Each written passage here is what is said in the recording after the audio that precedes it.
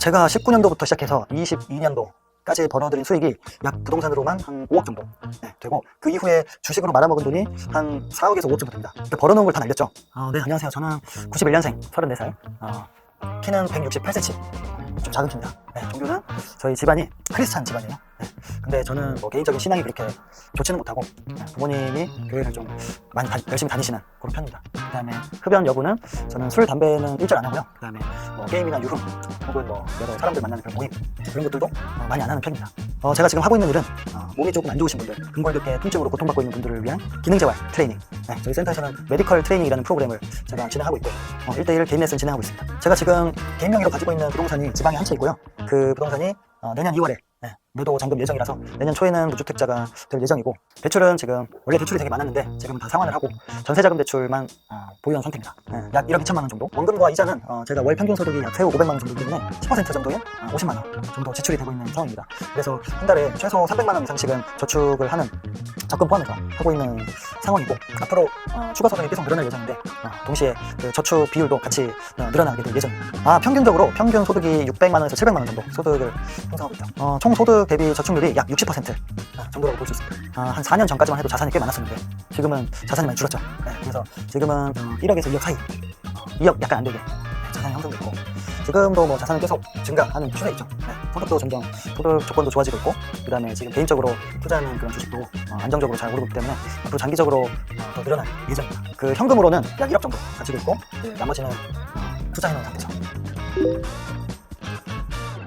투자를 제일 처음으로 시작한 건 2019년도. 제가 그때 직장에 다닌 지가 한 2년차, 3년차 정도 됐었는데, 그때 업무가 되게 바빴어요. 하는 일이 되게 많고 몸도 자연스럽게 안 좋아지고, 그러다 보니까 부수입이나 아니면 내가 일을 하지 않더라도 만들 수 있는 그런 시스템에 대해서 관심을 갖다가 정말 우연히 그 로버트 기요사키의 부자 아빠 가난한 아빠, 이 책을 접하게 됩니다. 그 책을 보고 엄청난 감명을 받아서 부동산 투자를 시작했는데, 정말 운이 좋게도 그 시기가 폭등장의 초기였죠. 탄력을 받아서 적은 돈으로 큰 돈을 그 당시에 많이 만졌었고, 20년, 21년, 22년까지 승승장구하다가 부동산 상승기가 좀 접어들고, 그 다음에 주식 투자를 병행하다가 결론적으로는 벌어놓은 돈을 약간 잃긴 했지만 그래도 한 대략 5년 정도 투자를 했기 때문에 어떤 부동산 투자나 주식 투자에 대한 기본적인 그런 개념이나 아니면 방법 등은 충분히 이해를 하고, 현재도 그런 공부했던 자산을 바탕으로 앞으로도 계속 긍정적인 방향으로 투자를 진행할 수 있지 않을까, 그렇게 생각하고 있습니다. 19년도에 제가 사회초년생이었기 때문에 큰 돈이 없었어요. 그때 당시에 제가 정말 피같이 가지고 있던 돈 3천만 원을 가지고 분양권 투자를 먼저 시작합니다. 그래서 뭐 적게는 500만 원으로 분양권을 사서 뭐 1,000만 원 이상의 수익을 내본 적도 있고, 아니면 뭐 2천만 원 내지 3천만 원에 분양가 10%죠. 그 정도의 돈을 가지고 투자를 해서 또 수익률 100%, 뭐 2달, 3달 만에 2천만 원으로 뭐 2천만 원, 3천만 원을 벌고, 그런 게 가능했던 시기였기 때문에 그 당시에 지방 분양권 투자를 가장 많이 했었습니다. 본격적으로. 그리고 그때는 제가 시드머니가 많이 없었기 때문에 서울 경기 쪽에는 크게 투자를 하지는 못했었어요. 거의 지방 위주로 투자를 했었고, 그런데 지금은 아무래도 제가 보유한 지역들이 거의 다 지방들이고, 지방이 지금 뭐 인구 감소와 관련해서도 되게 약세이기 때문에 장기적으로는 앞으로 수도권이나 아니면 서울 지역으로 관심을 많이 가지고 있고, 지금 개인 명의로 가지고 있는 부동산을 많이 정리했습니다. 그래서 지금은 1주택자인데 이건 역시 내년 2월 달에 매도 계약이 완료된 상태라서 내년 초쯤에는 무주택자가 될 예정입니다. 그래서 지금 무주택 예정자하고 무주택이 됐을 때 그 이후에 어떤 식으로 투자 전략을 세워야 할지, 그런 거에 지금 생각을 많이 하고 공부하고 있습니다. 관심 지역은 아무래도 제가 송파에서 오래 살았기 때문에 송파 그리고 잠실 이쪽에 관심을 많이 두고 있고, 장기적으로는 잠실에서 실거주 30평대 이상으로 하고 싶은 게 제 최종 목표입니다. 저는 부동산 외에 주식 투자도 병행하고 있고, 근데 좀 공격적이기보다는 저는 좀 안정적인 성향으로 많이 바뀌었어요.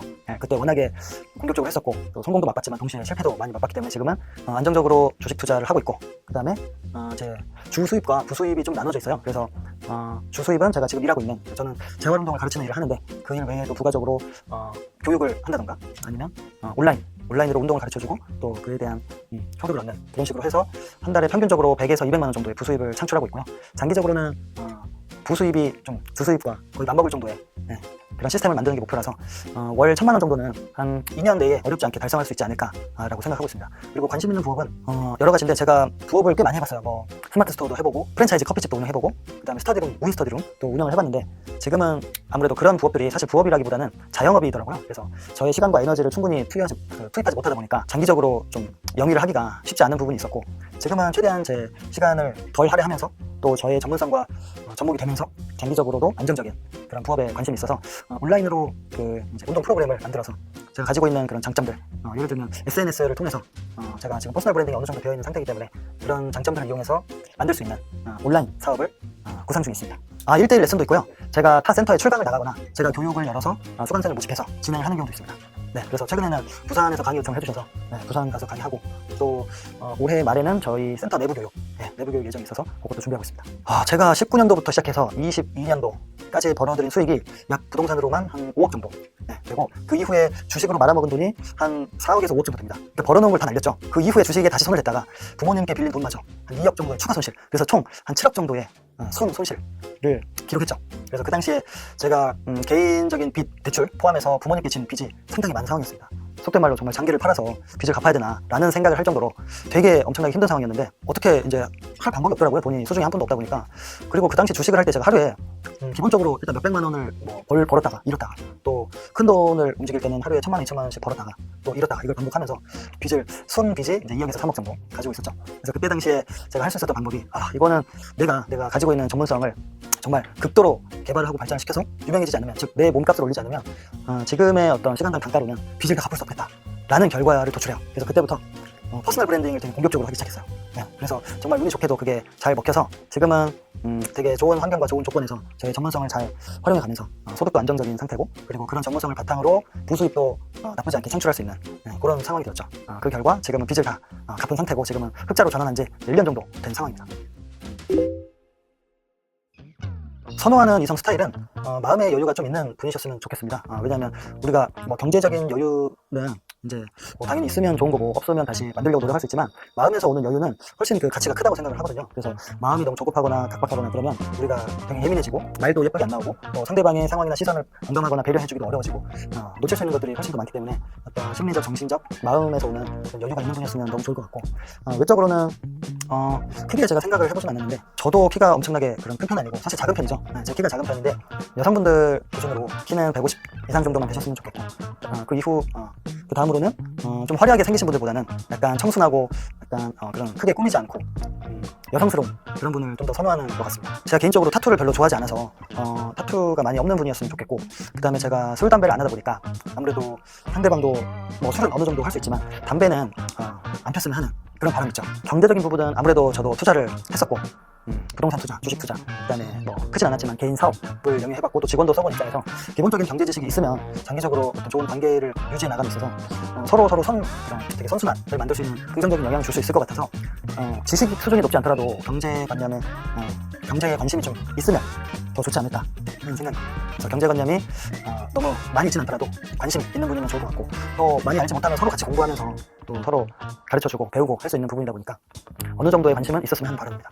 아무래도 제가 그 전문성이 있는 직업이다 보니까 약간 진취적인 성향이 좀 강합니다.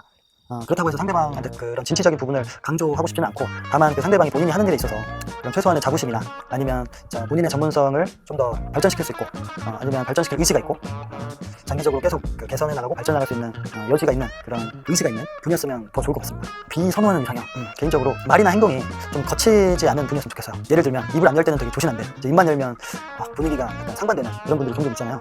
그래서 어떤 단어 선택이나 아니면 행동 양식이나 아니면 주변에 친한 지인들이랑 대화를 할 때 그런 애티튜드에서도 본인이 가지고 있는 어떤 잠재적인 그런 성향이 나오기 때문에 제가 막 엄청나게 액티브한 사람은 아니라서 그런 좀 조용한 거랑은 거리가 멀지만 그래도 말이나 아니면 행동이 너무 과격하지 않은 그런 분이었으면 좋겠어요. 경제적으로는 제가 소비 성향이 그렇게 막 엄청나게 과소비하는 사람이 아니기 때문에 상대방도 어떤 소비에 대한 그리고 지출에 대한 그런 경제관념이 어느 정도 있었으면 좋겠고, 그리고 너무 소모품에 돈을 많이 쓰는 분이면 저 가치관이 좀 많이 상반될 수 있기 때문에 그런 소비를 하는 패턴에 있어서 경험이나 가치에 더 투자를 할 거냐 아니면 물건이나 아니면 소모품 그런 데에 더 투자를 할 거냐, 그런 게 좀 저랑 잘 맞았으면 좋겠습니다. 제가 스터디룸이랑 프랜차이즈 커피집을 운영을 해봤는데 이게 개인 사업이다 보니까 되게 생각보다 고려해야 될 요소들이 꽤 많더라고요.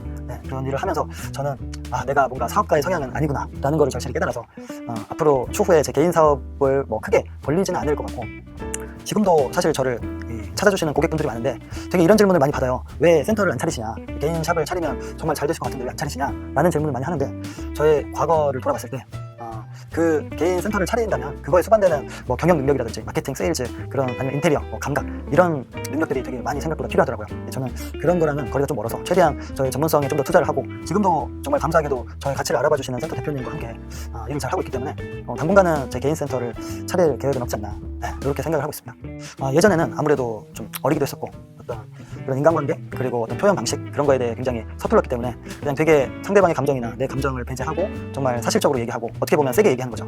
그런 팩트를 기반으로 좀 강한 어휘나 문장을 사용해서 얘기를 하는 경향이 많았어요. 그렇다 보니까 서로 점점 더 감정의 골이 깊어졌었고, 그런 과정에서 제가 하는 일과 관련해서도 안 좋은 점들이 너무 많더라고요. 너무 그냥 사실적으로만 얘기를 하다 보니 연인과의 관계에서든 아니면 일적으로든 단점이 너무 많았고, 그래서 최근에는 제가 책을 좀 많이 읽으려고 노력하고 있습니다. 실제로도 많이 읽고, 책을 통해서 배운 것들은 분명히 내가 볼 수 없는 상대방의 상황이 있었을 것이다 라는 것을 최대한 먼저 생각하려고 노력해요.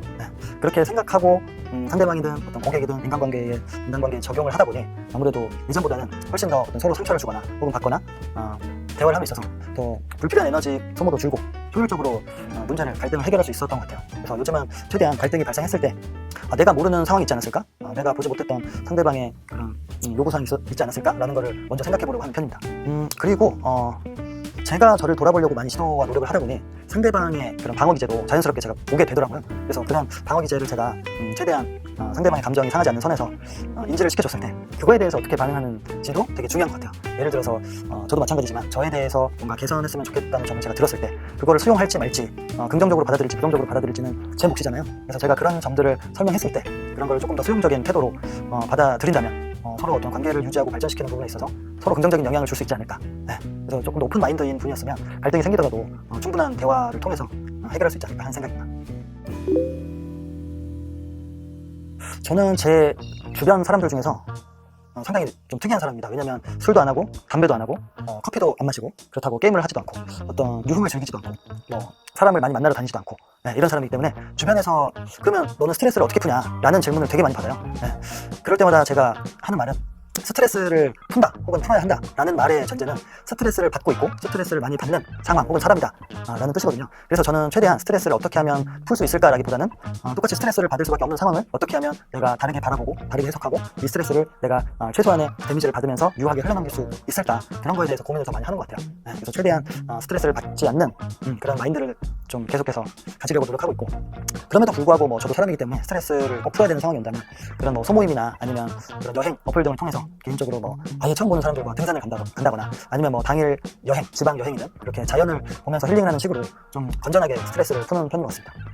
그래서 제가 상대방도 이렇게 스트레스를 많이 안 받는 사람이면 좋겠다라는 거를 원하지는 않고, 상대방도 그런 스트레스를 받는 상황이 왔을 때 최대한 본인의 감정을 훼손하지 않고 조금 더 성숙하게 이 상황을 대처하고 스트레스를 관리할 수 있는 분이었으면 서로 어떤 감정 소모도 크지 않고 혹은 스트레스를 서로 풀어줄 수도 있는 그런 유익한 관계를 맺을 수 있는 분이면 언제든지 편하게 연락을 주시면 너무 좋을 것 같습니다.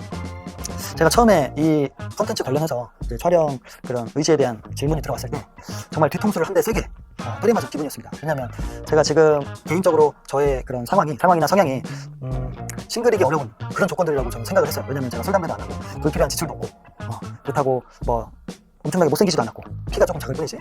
그래서 정말 괜찮은 조건을 가지고 있는데 어떤 이성을 만날 기회가 없다는 이유만으로 혹은 비슷한 가치관의 여성과 충분히 대화를 나눌 기회가 없다는 이유만으로 이렇게 고독한 삶을 살고 있는 저를 포함한 많은 사람들에게 되게 좋은 기회라고 생각을 했고, 그 기회를 주셔서 정말 이 콘텐츠를 만들어주신 분께 감사하다는 말을 전달드리고 싶고, 그리고 이런 저와 비슷한 상황에 있는 분들이 계시다면 주저하지 말고 참여를 하셔서 본인의 어떤 상황이나 아니면 선호하는 이성 그리고 경제관념 이런 것들에 대해서 진솔하게 얘기를 좀 해서 서로 가치관이 맞고 또 경제관념이 맞는 사람들끼리 만나면 장기적으로 이혼율도 떨어지고 또 출산율도 올라가고 국가 차원에서 굉장히 획기적인 그런 컨텐츠로 성장할 수 있지 않을까 라고 생각을 해서 저와 비슷한 고민이 있는 분들은 주저하지 말고 여기 아래에 안내된 이메일로 언제든지 문의를 주시면 너무 좋을 것 같습니다. 초대해 주셔서 정말 감사드리고, 저도 이 컨텐츠를 통해서 좋은 여성분을 만나서 정말 결혼까지 가서 이런 좋은 프로그램 덕분에 제가 이렇게 좋은 분을 만나서 결혼을 한다 라는 상황까지 갈 수 있도록 저도 최선을 다해보겠습니다. 감사합니다. 결혼 생활은 저는 사실 상대방의 생각에 최대한 딸을 들을 예정인데, 만약에 저한테 선택권이 있다면 월세나 전세로 크지 않은 평수에서 시작해도 저는 전혀 문제될 게 없다고 생각합니다. 그리고 물론 사는 곳이나 환경도 중요하지만 누구랑 사느냐, 또 어떤 가치관을 서로 공유하고 장기적으로 발전시켜 나가느냐, 그런 게 더 중요하기 때문에 그런 의견을 서로 공유하고 개선해 나갈 수 있는 분이라면, 서로 의견만 일치한다면 약간 좁은 오피스텔에서 시작을 하더라도 오히려 더 돈독해질 수 있고, 또 미래에 더 큰 꿈을 위해서 약간 더 악바리로 더 열심히 살 수 있지 않을까, 오히려 그런 마음가짐을 가질 수 있는 계기가 되지 않을까 라고 생각합니다. 저는 사회 초년생 때 정말 썩들보다 더 하위층인 썩은 고시텔, 우리가 소위 말하는 조선족 분들 있잖아요. 그런 분들과 생활을 꽤 많이 해봤습니다. 그래서 정말 남들이 상상하기 어려울 정도의 열악한 상황에서 몇 년을 지내봤기 때문에 저 같은 경우는 몸테크는 어렵지 않게 할 수 있고, 또 미래지향적으로 어떤 정말 밝은 미래, 그러니까 100%까지는 아니더라도 높은 확률로 예측이 된다면 저는 몸테크가 또 오히려 더 열심히 살게 하는 그런 마중물이 될 수도 있다고 생각하기 때문에 저는 충분히 5년이든 6년이든 할 수 있다고 생각합니다. 다만 상대방이 그거에 대해서 되게 어떤 불편감을 느낀다거나 너무 심리적으로 스트레스를 많이 받아 하면 그런 거에 대해서는 조율할 필요가 있겠죠. 제가 부동산 투자를 처음 시작했을 때는 자금이 많이 없다 보니까 아무래도 돈을 좀 자금을 빨리 불리기 위해서 단타, 소액 단타죠. 그걸 많이 선호하고 지향했었던 것 같은데, 하이 리스크, 하이 리턴이잖아요, 빌라 단타가. 근데 그 과정에서 사실 시기적으로 되게 운이 좋았기 때문에 그때 당시에 높은 수익률을 얻을 수 있었고, 지금은 그때에 비해서는 그렇게 되게 어떤 시장 상황이 좋지 않기 때문에 만약에 현재 상황에서 고르라고 한다면 저는 좀 더 안정적인 투자 방법인 1주택 갈아타기를 선택해서 예전과는 다르게 좀 더 큰 투자 금액이 들어가더라도 장기적이고 안정적인 1주택 갈아타기 전략을 선택하지 않을까 생각합니다. 저는 개인적인 생각인데, 실거주 측면에서 본다면 신축이 될 분양권을 약간 무리를 조금 해서라도 투자를 해서, 입주 시기에는 분양권 그 매매 가격이죠. 매매 가격이 올랐을 것이기 때문에 저희가 제대로 투자를 했다면 신축 분양권에 조금 더 무게를 실 것 같습니다. 그래서 분양권이 주택이 될 때까지 열심히 살다가 그에 대한 어떤 보상을 받는 기분으로 입주를 할 것 같습니다. 아무래도 내가 직접 실거주를 한다 라는 측면에서는 저는 중상급지 1층을 선택할 것 같아요. 그래서 1층에 직접 실거주를 하면서 내가 실거주를 하면 내가 가진 아파트에 대한 어떤 시세 변동에 훨씬 더 민감하고 정보를 빠르게 습득할 수 있기 때문에, 실거주를 하면서 어떤 시기적으로 내 아파트가 저평가가 됐을 때 그때 같은 뭐 단지나 아니면 비슷한 지역의 그런 좀 높은 층으로 갈아타기를 할 수 있지 않을까라고 생각을 하는 반면에, 다만 1층이기 때문에 어떤 회전율, 자금의 순환 측면에서는 좀 불리할 수 있죠. 내가 팔고 싶은데 팔 수 없을 때 그 고통은 정말 이루 말할 수 없잖아요. 그래서 투자 측면에서 본다면 자금의 순환도 좋고 회전율도 좋은 중급지의 그 로얄동, 그리고 로얄층의 매물을 사서 보유를 하고 있다가 언제든지 뭐 시장인 상황이 좋든 나쁘든지 로얄동 같은 경우는 언제든 항상 뭐 실수요나 투자 수요가 어느 정도 존재한다고 생각하기 때문에 투자 측면에서는 후자인 중급지 아라를 선택하지 않을까 싶습니다. 순자산을 5억, 근데 제 생각에는 5년까지 걸리지 않을 것 같고, 한 2, 3년 내에 순자산 5억을 만들고 이제 5년 안으로 월 평균 소득을 1,000만 원, 세후 1,000만 원을 만드는 게 목표입니다. 물론 그것도 5년이 안 걸리겠지만 최소한 40살이 되기 전에는 뭐 주수입이든 부수입을 합쳐서든 월 1,000만 원 정도를 안정적이고 고정적으로 벌 수 있는 시스템을 확립하는 게 목표고요.